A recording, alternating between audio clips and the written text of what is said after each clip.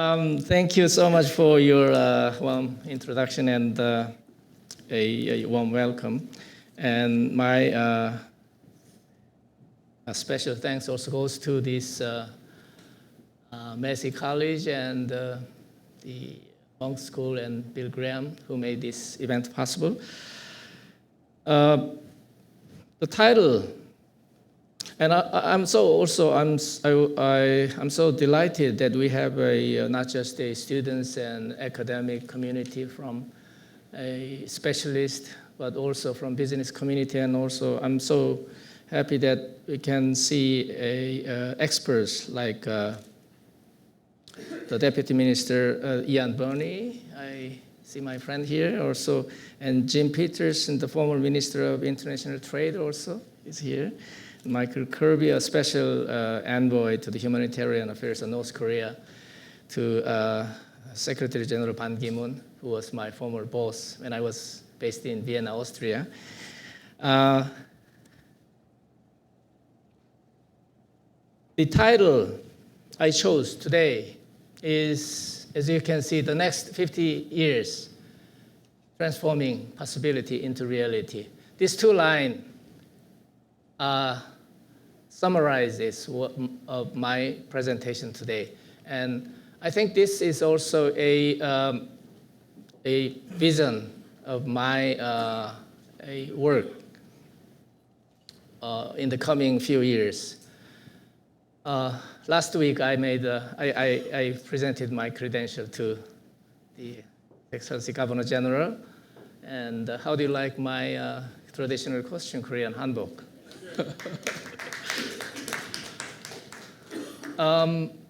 This is something I can show you, and this is summarizes everything that I want to deliver to you.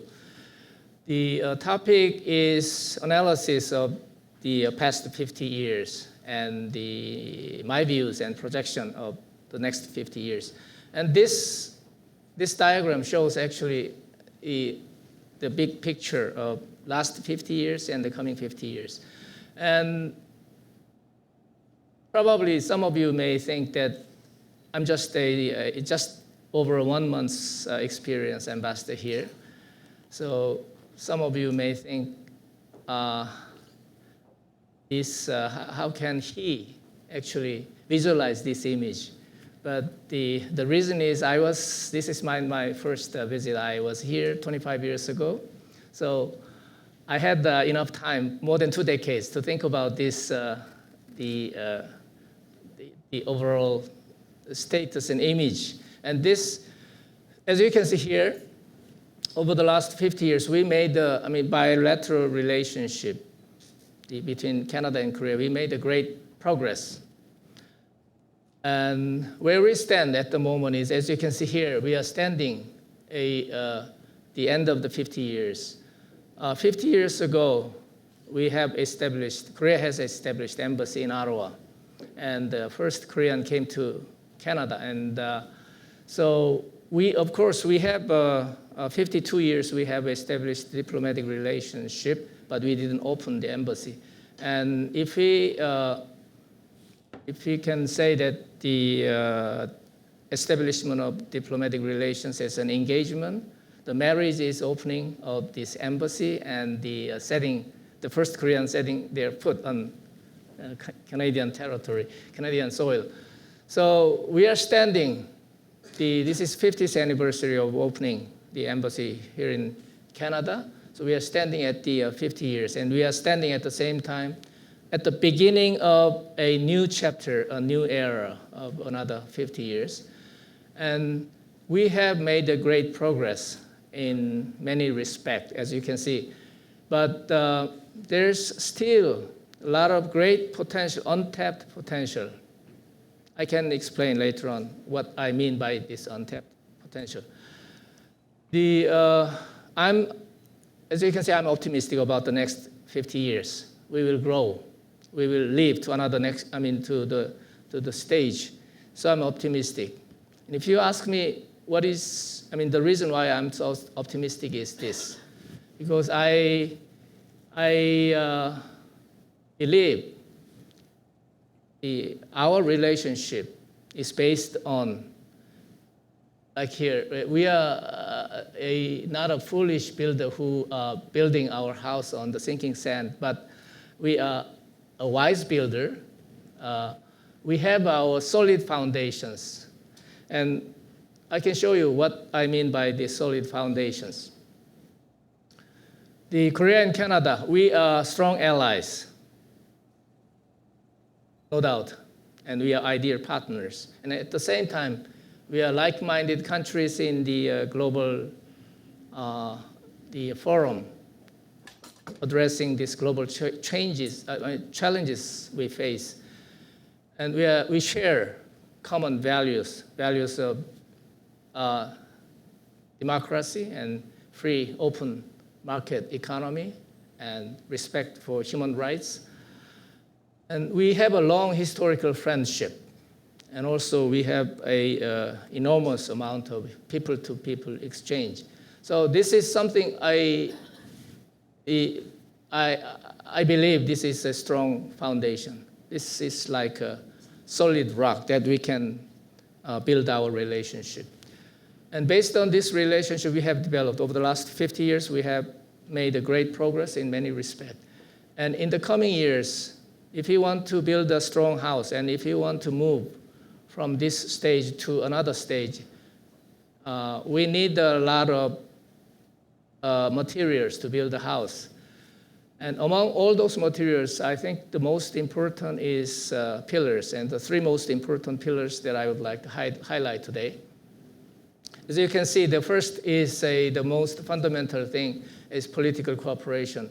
And the other one maybe in an economic area. And also the third pillar may be a public diplomacy. So let me go into the specific areas. The first pillar, what I mean by this political cooperation is we have made a great progress in political relationship, bilateral, and at the same time also multilateral relationships. And the next coming years, we have to maintain this momentum and strengthen and deepen our relationships. And this is some elements of our political cooperation. First, historical ties, as you can see, dating back to more than 120 years. The first Canadian came to Korea, more than 200 missionaries. And one of the reasons why I choose this as my first place to share my vision after my presentation of credential last week is this historical tie. Among those 200 missionaries, I believe most of you are from University of Toronto alumni, and also is a Canadian. Among those two Canadian, Dr. Schofield is from University of Toronto, and you're alumni, and you're very proud Canadian also. And he made a great contribution. Those 200 Canadians made a great contribution, not just evangelization, but for the modernization and independence movement. So, and also, if you go back to the 60 years back, we have another great contribution by more than 20,000 Canadian soldiers came to Korea to fight against communism and to protect the freedom and democracy of Korean people. And this security cooperation is still, we have a very strong security cooperation since Korean War. And core values we share, like I said before, and we do have a very strong bilateral strategic relationships, and also on the global and regional cooperation in many respects as like-minded countries. And in the economic cooperation, we have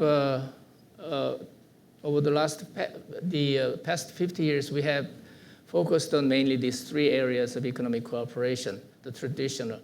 And the next 50 years, I believe we need to expand our areas of cooperation and at the same time deepen our existing these three areas of relationships. we usually have the last 50 years, when we say economic cooperation, we were mainly focused on these three areas. And now what I would like to do, what I'm hoping is we would like to expand in the new territories, which has a great potential, like science and technology and innovation. This is one of the areas that we have to work together, and if we work, we can accomplish so much things if we can work together on this area. And Arctic development, Korea has a top, the shipbuilding industry, and Korea is a main maritime shipping countries. And Canada is one of the largest stakeholder of this issue and very important partner. So I think this is another area that we can explore in the future. And forest and agriculture, of course, we do have great potential. So this is a new territories especially after the free trade agreement. This is the last pillar, and probably you may not familiar with this. Some of you may not familiar with this term, public diplomacy, but you can think of this as a people-to-people exchange, which is non-traditional diplomatic area. And also, in the next coming 50 years, we would like to have this add in a new areas like cultural exchange and understanding between these people-to-people, between these two countries. And as you can see, we have a great number of this exchange of the Korean and Koreans in Canada. Actually Canadians of Korean heritage. It's more than 200,000. 25 years ago, when I first came to Canada, it was about 40,000 only, and now it's more than 200,000. At the time, the population I remember of Canada was about 27 million, and now 35 million. And the size of the Korean community is also increasing dramatically. And 20,000 Canadians living in Korea now. And the student, I understand here in University of Toronto, you have a lot of the students and also Canadian students with Korean heritage. So this shows a great number of exchange in this area. And this is something I'm working on it. To move forward, we need to expedite this cultural exchange. We need to set up a Korean cultural center. And this is something I'm going to do within my term, and hopefully we would like to open next year. That is something I'm working on it. So with this three pillar, I think we can achieve this another 50 years of the upgraded relationship between our two countries. And we do have, like I said, we have a strong foundation, and we have a strong pillars. Now our task is to build a new, strong house.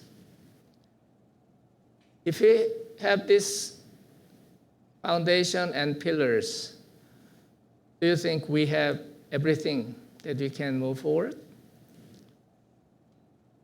Do you think we can transform our potential, untapped potential, into possibility and to reach our full potential? I don't think so. Those foundations and all those pillars is not enough, I think. Because we have to be very realistic. Aside from all those rhetorics, we have to face the realities. one of the most important challenges we have to overcome, the obstacles we have to overcome to move forward is, I think, indifference. The Korean indifference toward Canada, Canadians' indifference to Korea. I thought about this image. I found this image from this morning, a Google from one of my colleagues. Found this very nice one. What do you think this image says? Can anyone guess? Salad dressing, that's right. If you want to have a great salad dressing, or we can dip our bread here. And the Canada-Korea relationship, I think, is somehow, if we leave it as it is, it's like it's like oil and vinegar. If you don't stir this pot, it will stay separate.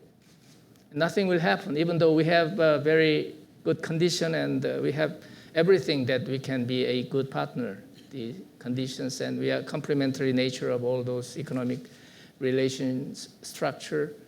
And we have a great momentum.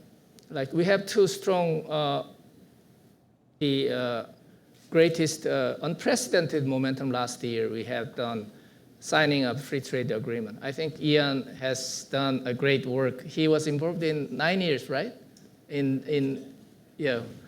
More than 10, almost 10 years. It took 10 years to finalize this agreement until those two leaders, our two leaders, have actually put pressure and also taking initiative and to finalize this agreement. We have done this historic momentum. We have achieved momentum. But I think this is a starting point. We haven't done everything yet. This is a starting point. We have to implement this free trade agreement. And we have another historic the milestone, launching a strategic partnership. Those two historic milestones is a important foundation that we can move forward.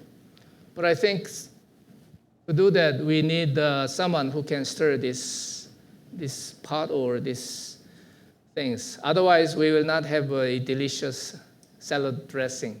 We cannot dip our bread. So if we keep on this, stirring this oil and vinegar, this Canada and Korea, we will make a very delicious, very excellent salad dressings. So this is something, my task and my responsibility, and I challenge you to become a people who can stir this this oil and vinegar. If we do this, I think we can move forward to the next stage, and we can realize this vision of transforming our potential into reality in the next coming years. And thank you so much. I think we can do, together we can accomplish so many things in the coming years. And thank you so much for your attention. Yeah.